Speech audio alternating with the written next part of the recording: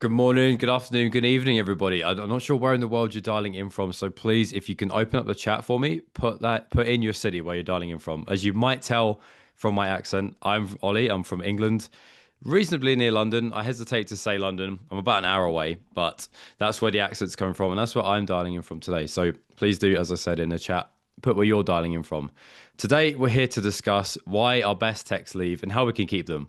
And who better to have that conversation with than my good friend Brian? How are you, sir? Good, Alec. Thanks for having me. Where in the world are you dialing in from? So much like you, I'm close to Dallas, Texas, over in the U.S., but I'm about a half an hour away from Dallas in a town called Rockwall. And much easier to just say the big name place, right? That's right. There's no, I mean, who knows where Rockwall, Texas is, right? If I'm being brutally honest, not myself, but if I told you where I'm from, you wouldn't know where I was from either. So Right. all good fun. Okay, so a few bits of housekeeping for everybody, and we'll get right into it, I promise. So if you're seeing my next slide, the housekeeping, we're aiming for around 45 minutes here today. We may go to the hour, we may be half an hour or so, but that's roughly what we anticipate. There will be a Q&A at the end if there are enough questions, obviously. And on that note, if you have a really good one and you really want it to get asked, please try to use the Q&A box, not the chat. We have a fair few people here. The chat can get quite lively and it's easy to get them lost. I don't want to be scrolling through trying to find it as I'm trying to make Brian sweat and think on the spot. So if you can use the Q&A box, that's the best place to do it. Next thing, the recording of the event for those who want to rewatch it, and obviously those who are not here with us, boohoo to them, they will get this by email tomorrow. So watch out for that in your inbox. It will come from the UpKeep team. And obviously, say hi in the chat. Any questions, any points, agreements, disagreements? We'd love to hear what you think. So, Brian, you ready to rock and roll? I'm ready. Let's do it. All right, no pressure, my friend. The five keys to retaining our top techs. These are the points that we came to when we discussed this before. Give me a quick rundown of what and why here. Yeah, so when you look at why folks leave, right? It's not always about money. And so when you really peel that back, and I've been doing this for quite a while, as you can see the gray in my beard here. We found that, and we'll go through each of these today, but culture is a big one. And then clear communication, just knowing where you're going, right? It's so often that folks leave just because they just can't figure out exactly what the expectations are. Benefits and pay, of course, it's always going to be on the topic list here. I really can't wait to dive into leadership training. Leadership is a key part of each thing we've discussed so far, and I'm really excited to talk about that. And then being consistent, right? Being consistent as a company, being consistent as a leader, and as a tech are all very important to drive that value of your day to day. Not much to go at here then. I have a feeling this will go 15 minutes. Only kidding, only kidding. I think actually the clear communication part and the leadership training we could both talk about at length. So For without sure. further ado, I guess let's crack on with it. So culture, a few things here. I may pull the slide down in a moment when we talk about a little famous story, but one thing that I know for sure, culture is harder when a company gets bigger. The more people, it's just easy to get that fit wrong. There's management layers. The founders who started it are less involved in all of the things. The further away from the tree, the different things get. That's just almost universally true. How can you fix that though? Because often we're talking about really, really big companies who have multiple cities, locations, countries, all of those things involve a lot of people. That's, you're flying in the face of that issue, right? Oh, absolutely. And I'm experiencing this right now as we really focus on ensuring at our company that the culture stays the way that we want it to be, right? And as we get bigger, it's tough, right? The CEO of these large companies can impact the culture for sure, but on a day-to-day basis, it's really up to everyone, and especially those frontline leaders, by by understanding what the culture is, understanding what are the mechanisms to ensure that culture stays in place, and then utilizing those to help their folks every day. And culture is a big word, right? So kind of what do we mean when we say culture? First thing is what does the company value, right? And what does that value bring to the employees? So for me, it's career progression and growth. That's a leading reason why folks leave a company is they feel stagnant, right? They feel like they don't have any growth potential, that they're not they don't have their eyes set on the next level there at that company, and they end up going somewhere else to grow. So focusing on growth opportunities and really getting to know your folks, especially at that frontline leader position where you're a manager of a department or you're a manager of a team, like really getting to know your folks and understand, what are their goals, right? Like, so what's the next step for you? What would you like to do here internally in the company, and how can I help you get there?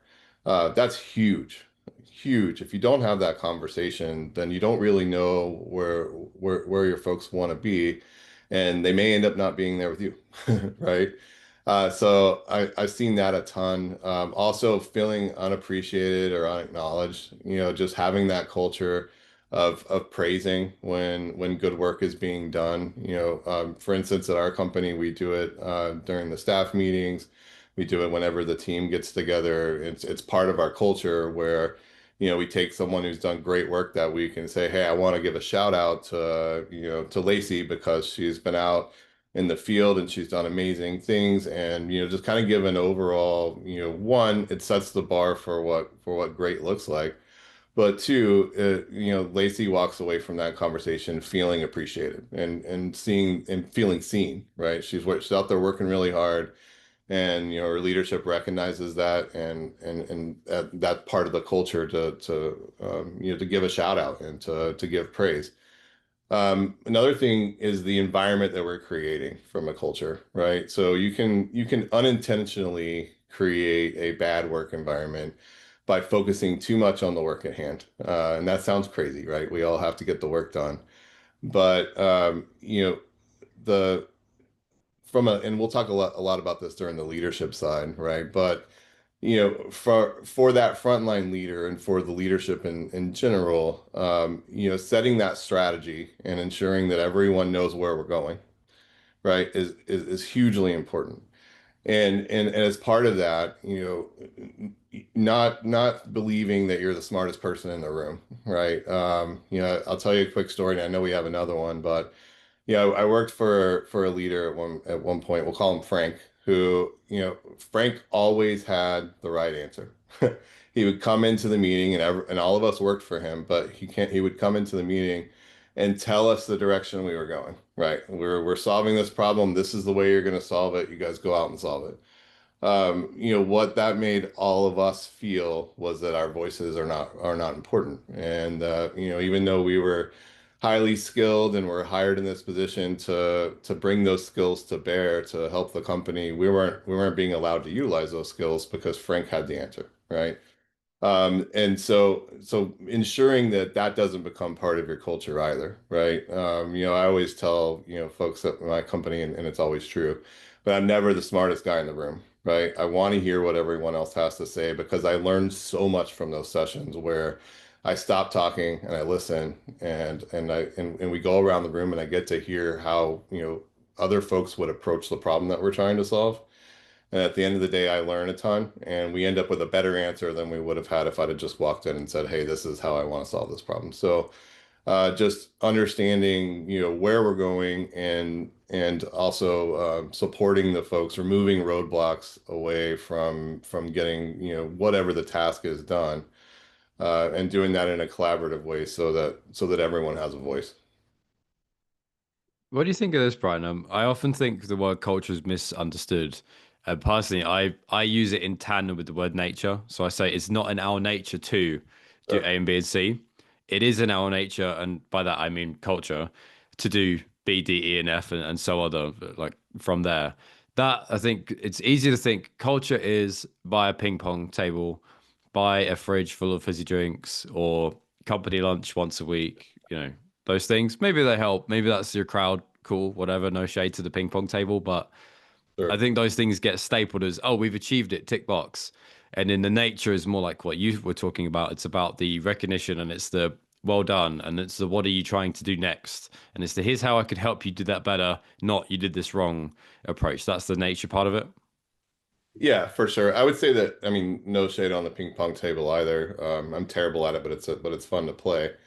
I would say that those are ways that you execute your culture, not the culture itself. If you have, big fancy break rooms with lots of snacks and video games and things like that in the workspace, that's telling everyone loud and clear that we want you to be able to take a break, right? Just step away from the work and just enjoy yourself. And so that's a culture of focusing on the employee's mental health. That's a culture of folks focusing on keeping the employees happy while they're at work. And those are the ways that you can do that, right? And different companies do it in a lot of different ways, but that's a great example of how you would execute something like that if your culture was to ensure that everyone understood that it's part of the culture for the company to take those breaks to ensure that you're fresh and ready to go when you're working and that you've got something right there that you can do.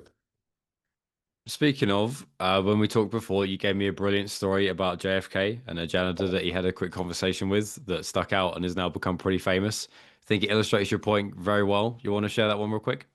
For sure, it's talking about being connected to the mission of the company, right? We talked about strategy, and we'll talk a little bit later about clear communication, but everybody's got to be on the same page, right? And a great example of that is, when you're setting out on a mission for your company, having that aim, having that North Star that everyone is pointed towards is hugely important. And a great example of that was JFK, back when we were in the race to put a person on the moon. JFK was walking through the NASA Space Center and stopped and was talking to a janitor, and he asked the janitor, like, "Hey, what do you do here?" We're putting someone on the moon, sir. That's exactly what we want to see here, right? Is, he was part of that. He was part of that team that was going to make that happen, and he recognized that, and that's due to great communication. You've got a strategy, you've got all the messaging of you're very important to, no matter what your role is, for us achieving what we're trying to achieve, and that message came through loud and clear in that particular story. Very good. All right. Before we jump on to the next one, just I'm keeping an eye on the time as I'm looking over here. Can you give me the 15, 30-second recap of what we just went through, just in case anybody was reading their email or even worse on Instagram in the last few minutes? Yeah, for sure. So, we're talking about, how to build a great culture for your company, because that's one of the main reasons that folks leave. And so, really it's about setting that strategy and putting things in place that show value to the employee, right? So the values of your company resonate with that employee, with that technician. They know you care. You're taking the time to ensure that you're recognizing their successes. You've got things in place to ensure that they understand that their well-being and the culture of the company is to take care of them so that you can go do your best work. All right. Perfectly put. Let's move us on then. Clear communication. Speaking of, is that the biggest issue? Is that just where if you can't communicate, even with the best intentions, the best culture, you have no chance? Is that fair? I do think it's fair. I think that it can become the biggest issue. And we mentioned it a little bit when we were talking about culture, but if you set a strategy as a company, we're going to go in facility management for AI data centers, right? And that's our goal, and we're going there, and everyone has a part in getting there. If you're not communicating how each person in on the team is going to execute that strategy, then they end up not knowing which direction to go. And I've seen this as such a big problem in multiple companies that we've either worked with or I've worked at, where, I log onto the computer in the morning or I walk in the door in the morning and I'm not exactly sure what the expectations are for me. And if you just sat down with my manager at that point and asked them, like, what are your expectations of Bryan? He might not be able to answer that question either. And so it's being deliberate about communicating what the expectations are, what the goals are. So, as a team, you've got to set those goals and you've got to put in motion how you're going to meet those goals. And there's great satisfaction, from a technician standpoint in knowing where you're going and knowing how you're going to get there. Because if you don't have that in place, then you end up feeling lost, or that you're letting everyone down, even though you may not be, because you don't really understand what the expectations and the goals are. Help me a little bit with what communication is not. I think oftentimes clear is mistaken for direct. Direct is not necessarily bad. Direct is a style. Direct can be bad, as can anything. What is communication that's clear not? Apart from the obvious, unclear, mixed messages, different directives.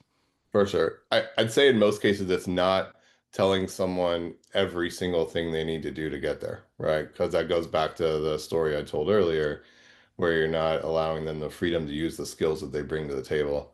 I think clear communication is so you've got your strategy and you've got your goals. So, a clear communication on what the strategy is, where we're going. We're putting someone on the moon, right? um, you know, as a team, what are our goals? How are we going to get there? Right. So clearly establishing those goals. And then in your one-on-one meetings with your techs, it's here's your piece of that. And what can I do to remove roadblocks for you? Right. What's getting in your way? And just making sure that one, the expectations and where we're going is super clear. But two, you're offering support to remove roadblocks on, hey, if you run into something, let me be your first call. We'll take care of it. We'll make sure that nothing gets in your way from achieving success in this company. I think it works both ways though. So for instance, I can recall one specific boss where he was more senior than I had rolled up to previously before, and I'm an over communicator. I'd like to think I'm quite clear, but I over communicate.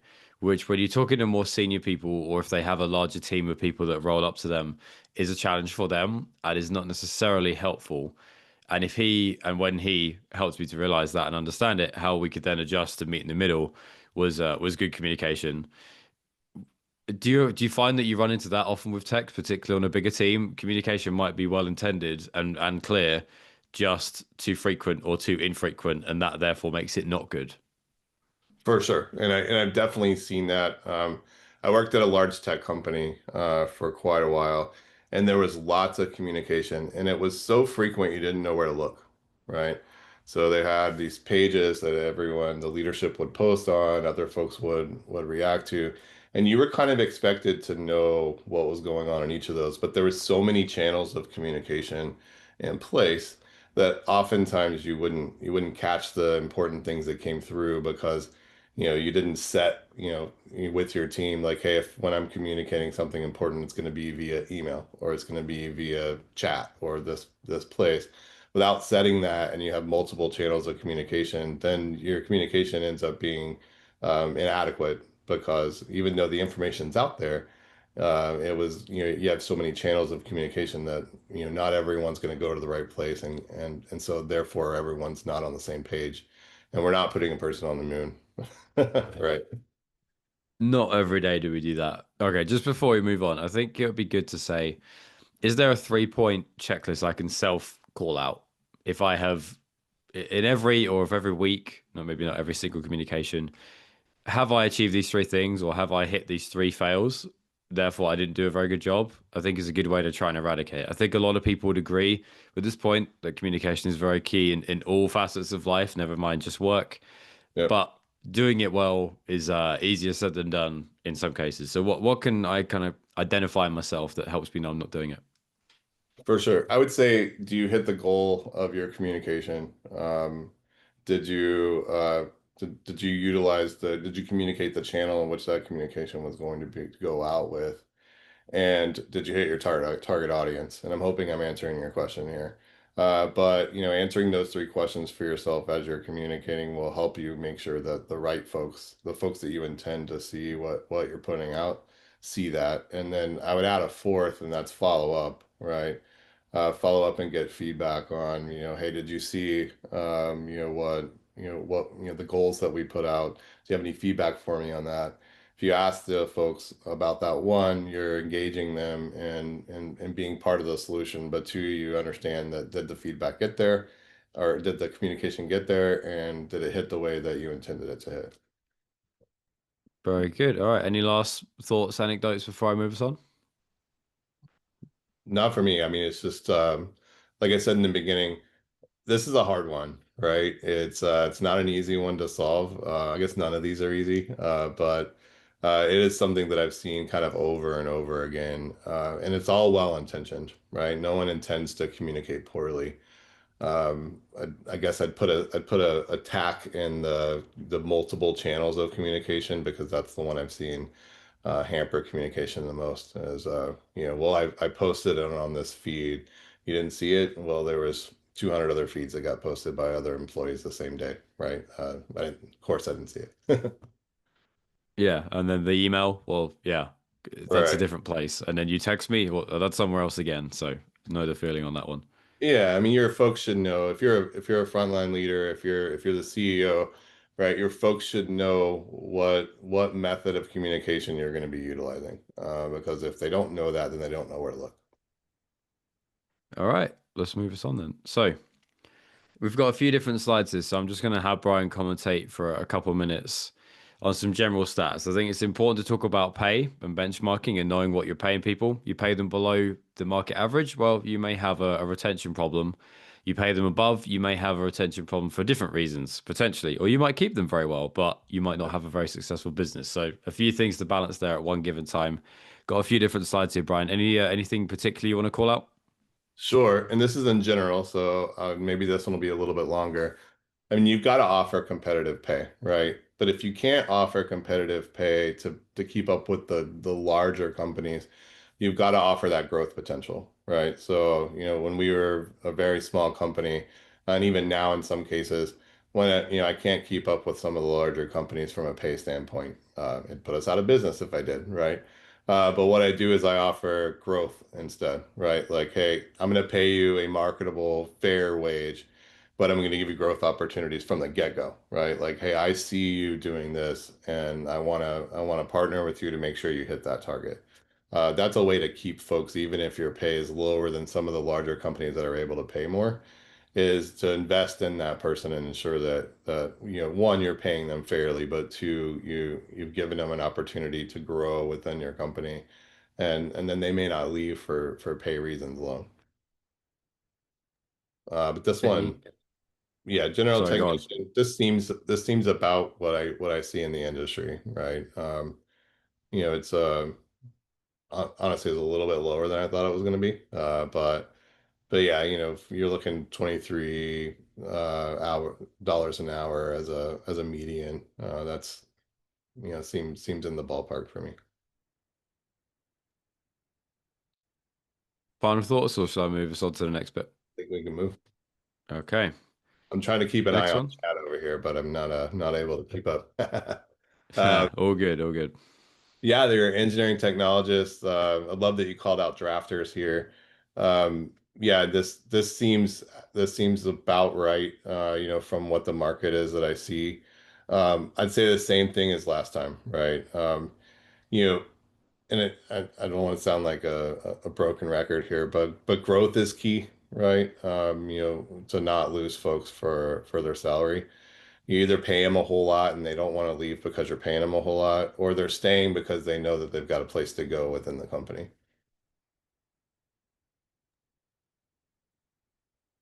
And next one. Yep.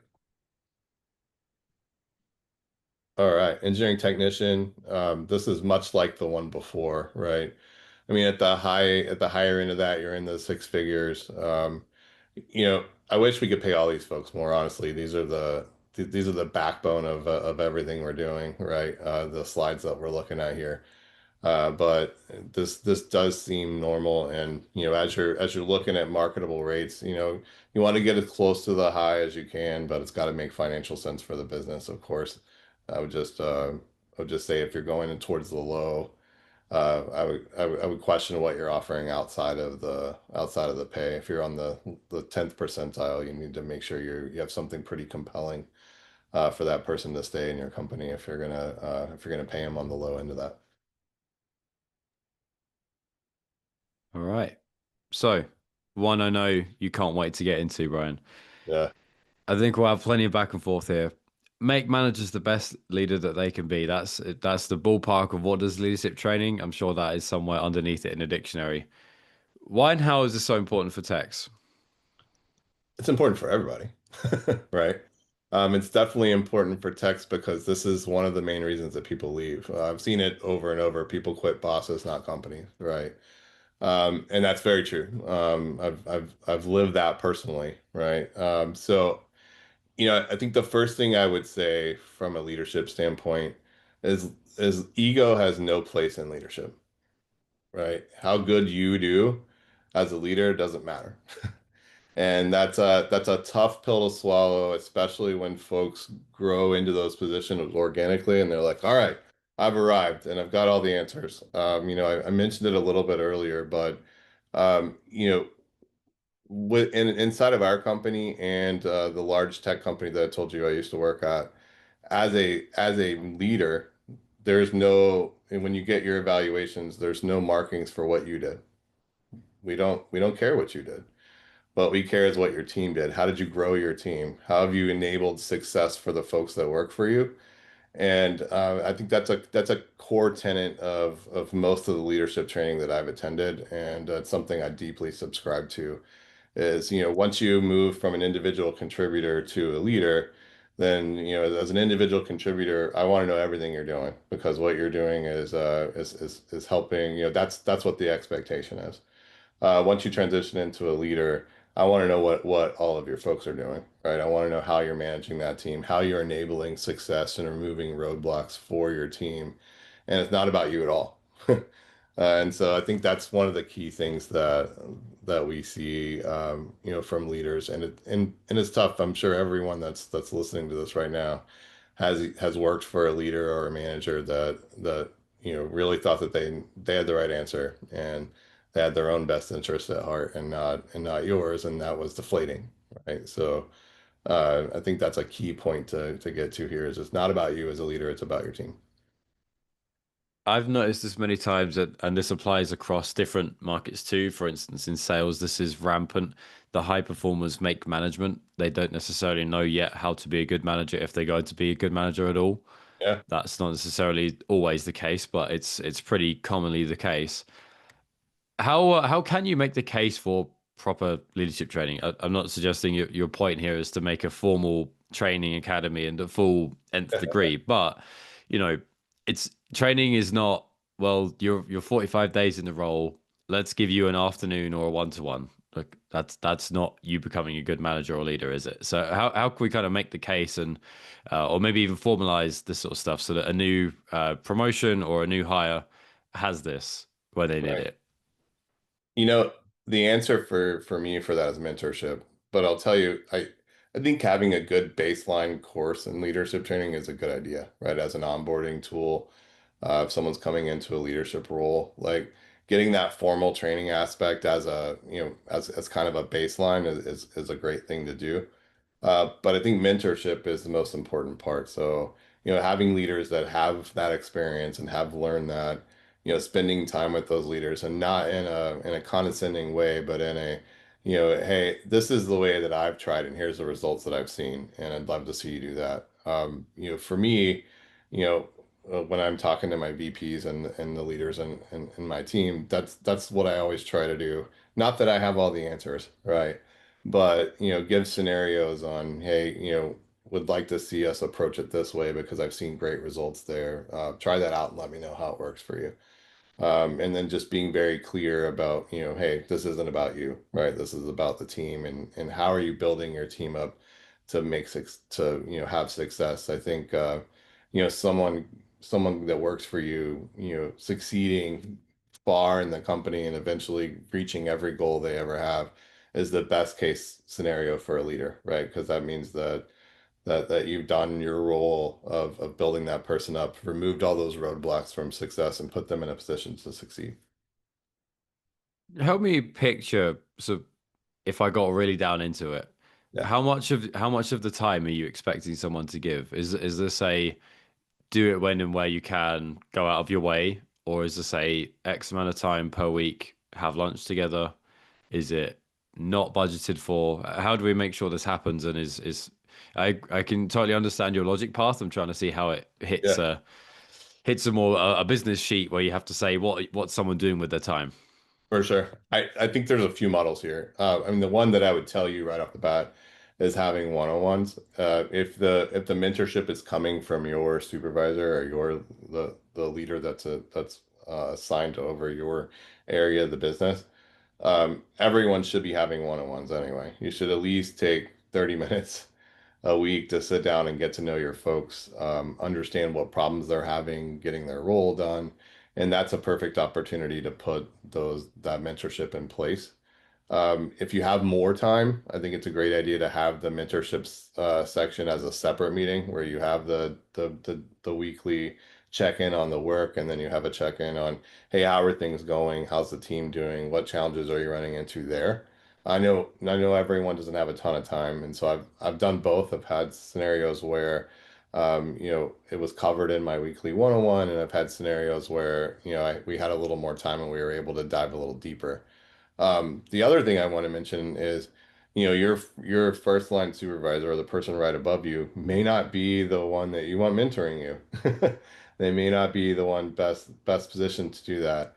And in that case, if your company doesn't have a mentorship program where they can pair you up, then look at the type of leader that you want to be and go talk to that person and say, hey, would you mentor me? Mentorship is really important for professional growth, and you should be able to pick that mentor. Even if you're getting it from your supervisor, if that's not quenching your professional growth, then I encourage everyone to go and find someone that they look up to that's doing things the way that they want to, and just ask them to mentor them and give them support in how they're doing their day to day. And so I think that's a huge piece, that not necessarily formal leadership training, but it is the most effective training because you're using real world scenarios and talking about what happened to me this week and how I can improve next time that happens. And then that just builds on each other, and eventually you're able to put a lot more tools in your tool bag to be a better leader. Bryan Mentors is probably 100% of why I am where I am, who I am, how I am, all the things. So I couldn't agree too much more with you. There's plenty of stories I could tell you there, but I want to hear yours. There's a great one that you've got, and maybe we'll redact some names or we'll change them out. Let's see, points for the most creative sub name. Sure. If you put one in the chat, I'm sure Bryan can adapt mid story, but let's hear it. All right. So, when the whole topic here, we were talking about burnout, right? And so when we were preparing on this, Cindy, got it. I'll use that one.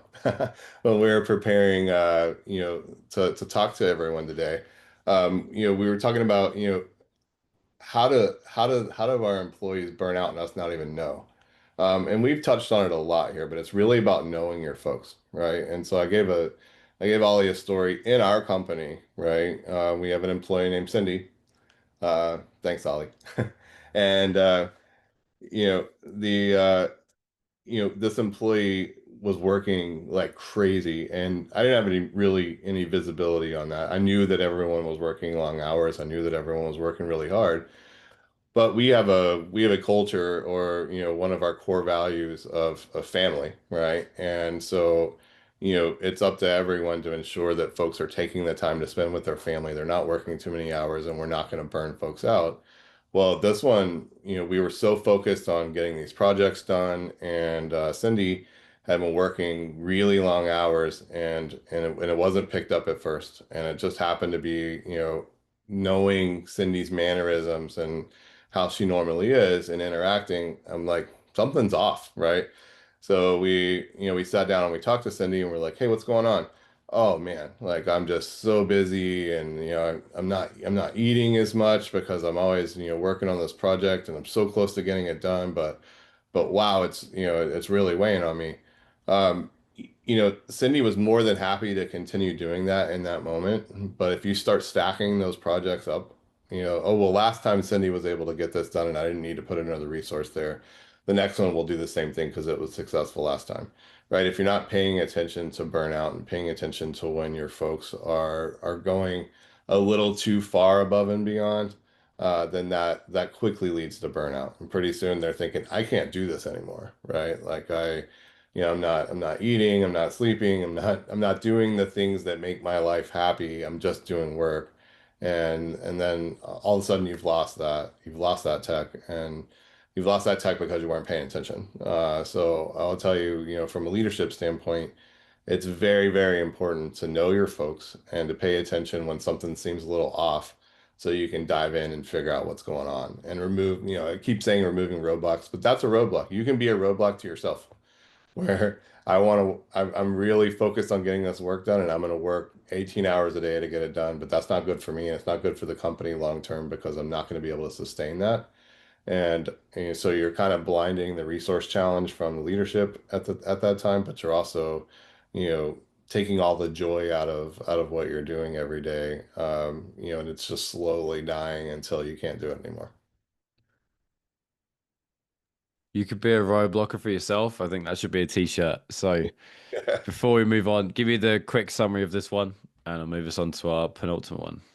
For sure. I mean, the quick summary is people quit bosses, not companies, right? Don't be a boss that someone's going to quit.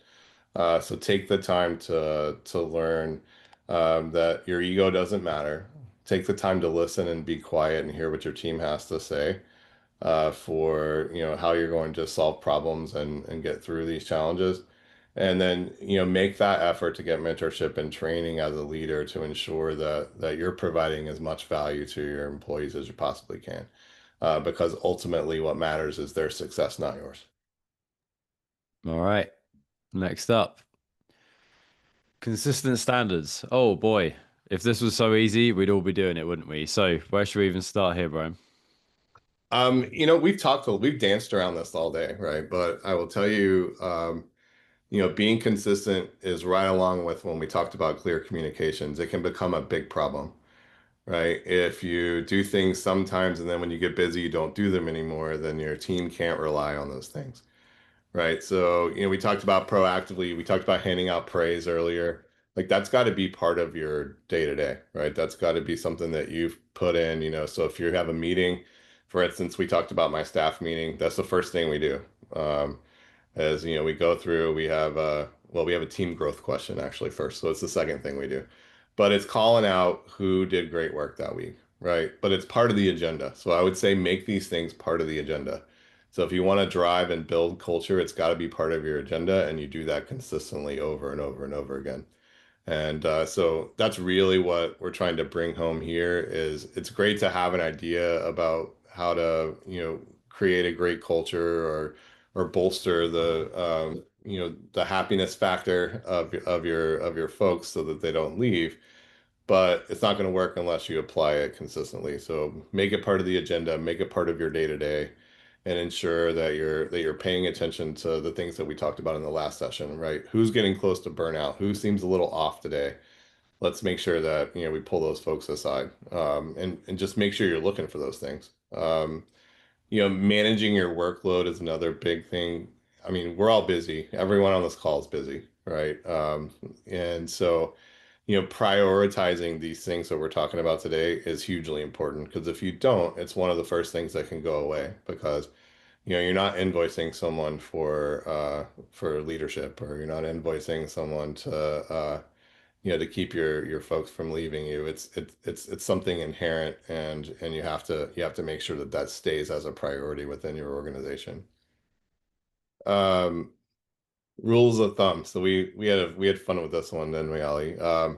So I'm a list person. I think I held it up and showed them when we had our pre-brief here. But I make a list every single day, right? And that list includes, the things that I need to do to help my team be successful. But it also includes things that I've noticed and things that I've seen that I want to address from a culture standpoint, from a leadership standpoint, and just making sure that I hit everything. That the list doesn't work for everyone, or at least not manually. But making sure that that's part of your day to day is the point here. For me, I make sure I get through my list every day, and if I don't, I roll it over to the next day. But I'm able to prioritize because I make a list. In the world of being consistent, I think you have to have some sort of structure like that to ensure that you're doing the things that you want to do, you're doing the things that are important, and you're able to manage your priorities that way. We mentioned a little earlier about the one-on-one. I can't hit on that enough. Like it's very, very, very important to have that check-in with your folks. One to get to know them better, and so that they're comfortable bringing problems to you. just to you can get ahead of anything that's going south within the work week, but you can also very easily spot if someone's starting to burn out or someone's not happy and engage that if you have that relationship. So I think that one-on-one is one of the most important things we talked about today. And then disconnecting. So I'll tell you a quick story. I just went on a Mediterranean cruise with my wife for our 20-year anniversary. And that was amazing. And when I was out there, I was at peace. I was happy, the sea breeze, and I was going to say my hair, but I don't have any. But, you know, it is very, very, very important to disconnect at least once a month. Do something that you really like to do. Because if you don't do that and you're always focused on work, then that is the seed that burnout grows out of, right? So don't let that seed get planted. Make sure that you're taking time for yourself. And if you don't have time, if you're in a position where you're like, Bryan, I don't have time to take time for myself, please engage your manager with that. Like, because you have to have that time to disconnect at least once a month. Focus on you, focus on your family, focus on the things that you enjoy doing because that resets. I know I'm talking a lot about this, but I was talking to my son the other day, and he's very overwhelmed, very stressed, and I use this analogy. I'm gonna leave it with you guys. So I was like, you have a cup, and every time something stressful or unpleasant happens, that cup gets a little more water in it, a little more water in it. And at the end of the day, that cup is full. And if you don't do something to pour the water out of that cup, then that last little drop, that tiny little thing is going to cause your cup to overflow. And you're going to burn out. You're going to experience, some sort of reaction that you wouldn't have had if you didn't take that time to decompress and do the things that are important to you. So just my message to you guys on this one is just don't let your cup overfill. Ensure that you're pouring it out. At the very least once a month, doing something that you truly love to do and empty that cup so that the day-to-day stressors of our work life don't cause it to overfill. Good advice. I think you could apply that to a lot of different places, but same sort of thing. You don't want to be overspilling in that regard. So For sure. very good. Any last things you want to bring up before we move on, Brian? I think we're about to have some fun and do something a bit different. Sounds good. Yeah, I think I talked quite a bit on that one. No, you're good. It was all good. I see the chat was enjoying it. So I got two or three in the Q&A box, but just while I give everyone else a chance, if you've got a question, go and put it in there. We're going to take two or three in a minute. I'm going to have some fun with Brian. I'm going to ask him some difficult questions. So are you ready? I think so. You think so? Okay. Well, that wasn't a great answer. Let's try that again. Brian, are you ready? I'm ready. Let's do it. There you go. I don't believe you, but we'll carry on. True or false? Machines don't quit on you. People do. True. Turnover costs more than broken equipment. Very true. Pay is the number one reason techs quit. Not true. False. Culture beats compensation. Say that one more time, Ollie. Culture beats compensation. True. Managers impact retention more than leaders do. Ooh. True. A bad manager drives people out faster than low pay. True. Okay, good one. Only a couple more. Retention is cheaper than recruitment. True. AI can actually help keep techs around. True. Okay, that was good. You were quick on that. Okay, maybe I should have come up with more difficult questions. I'll give you a slightly different one. So you have one word to answer. I'll ask you a question, one word to answer. I'll ask you a follow up, and you have to answer me again in one word. We got a couple of different ones to that. You ready? I'm ready. Let's do it. What's the worst reason technicians leave a job they like? Pay. How do you solve that problem though? So with growth opportunities, right? If you're, sorry, one word. Sorry. That's all Growth. right. Growth. All right, very good. I'll give you one more just because I got a couple questions in the chat. What do your technicians really want?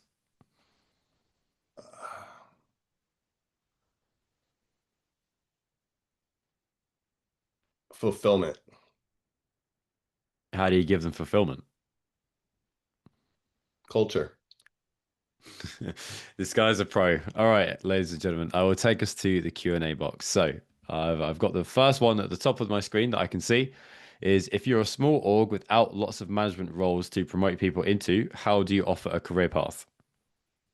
Absolutely. So, and I've lived this very recently, actually.